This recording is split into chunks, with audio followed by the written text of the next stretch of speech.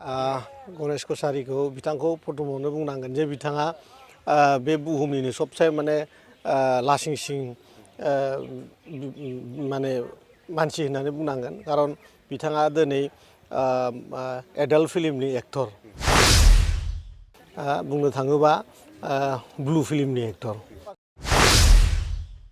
बिथाङा जुदि देरहानांगौबा बे तामुलपुर ओनसोलनि जेसेबां आइजोफोर दङ बे आइजोफोरनि सायाव बिथांनि गाज्रि मेगन थागोन आरो बिथाङा बेखौनो सुबिदा लायै लायै थांनाय समाव जिबायदि लांथङै पुरा माने मोनसे फिल्म बानायनानै रायजोनि सिगाङाव देखायदोंमोन बेखौ बे बार बार खालामगोन आरोखि। बेयो दुर्भाग्यजनक बे स्टेन्डिं EM सासे राकेश ब्रह्मआ आरो बे समाव माने मोनसे केस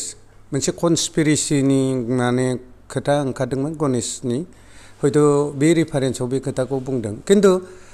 जोंनि दा जायफोर EM MCLA पर्यायसिम थांदों बिथांमोना माने भाषाफोरखौ खुगानि रावफोरखौ भाषाफोरखौ कन्ट्रल खालामनानै बुंनाया उचित। राकेश ब्रह्म बिथाङा जानला मानला खोथाफोरखौ बुंदों गोदोनो बारा टाइम नांनाय नङा बे राकेश ब्रह्मआ माबाया जेला बिनि पावारा जोबगोन बोसोरबावथ' जोबखायो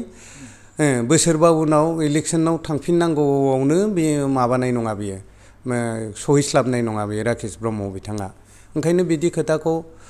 गणेश कछारीयाबो सासे EM मोन दा गाव EM दा बिदि माने मोनसे रेसपेक्ट ससियेल जितु माने रेसपन्सिबिलिटि दायित्व दायबद्धतानि लाखिनानै भाषाफोरखौ प्रयोग खालामनांगौ बुंनांगौ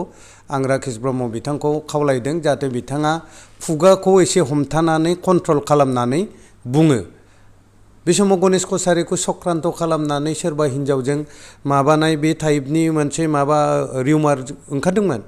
किन्तु बे खोथाखौ दिनै नोङो गणेश कछारीनि इलेक्सन समाव राजनैतिक भाबे नोङो बाहायनानै जितु बुंदों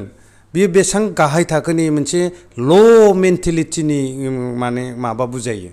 राकेश ब्रह्मआ बे खोथाखौ खेयाल लाखिनाया मोजां बेसेबां सिङाव थांदों नोङो राकेश एसां माने गाहाय भाषाखौ मानो बुंदों नोंसोर मा मावनो बुंनानै भटखौ बियो